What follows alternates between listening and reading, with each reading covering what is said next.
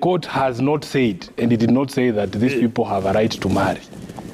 The right to association, and you can read here, right to form an association. Under 36. Yes. It says every person has the right. Just a minute. Association. Let me read it. I've read it. No, you don't. You have not read it. Let me read it for you. Every person has the right to freedom of association, which includes the right to form, join, or participate in the activities of an association of any kind. Yeah. Now, for me, Trevor, this discussion is a total distraction. We want to move the focus of the nation from the kitchen, where people are unable to feed their families. We want to move the discussion to the bedroom.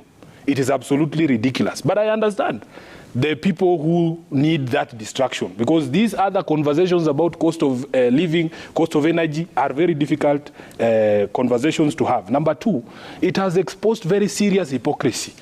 When we were protesting the decision of the Supreme Court, they were telling us that this is the highest court in the land, the matter is over. Now people are discussing, oh, we are going to appeal, CJUI review. You cannot appeal the decision of the Supreme Court. It is the highest court in the land. Another one was saying on the floor of the House yesterday in the National Assembly that they are going to bring a censure motion against the Supreme Court.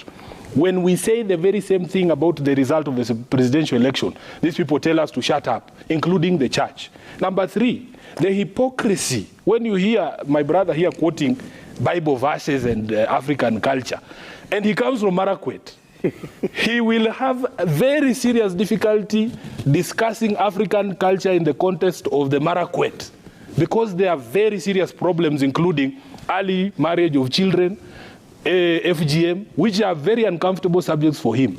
He quotes Leviticus. There is a Senator Gloria Oroba, who has brought a motion on period shaming. In fact, if Gloria wants to solve the problem of period shaming, he should go back to the origin. Where did it start? It started in the book of Leviticus. The book of Leviticus is basically period shaming, that a woman during that period of a month cannot even attend church or go to holy places, and if she does, she should be stoned to death. That's the Leviticus he wants to quote for us here. So I'm telling you, Trevor, this debate has to be had by people who are sober. Many of these members of parliament, they are just making noise here. We have seen even in the US, people in Congress who are the loudest opponents of same-sex marriages were caught later in scandals and revealed to be closeted homosexuals. Some of these people are raising homosexual children. They don't even know it because they don't want to have a conversation. I agree that as a traditional African society, things take time for us to be able to appreciate them. Probably the problem with the gay movement, at least in Kenya, is that they want things to happen now and happen immediately. You see, there was a time in 2008, the first time when President Obama was elected.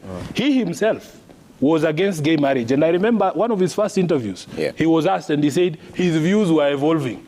Societies take time to appreciate some of these things. It is the same debate with marijuana. It is the same debate with homosexuals. What we need to do is to remove the hypocrisy from this particular debate and have a sober debate about the issues around this matter. All right.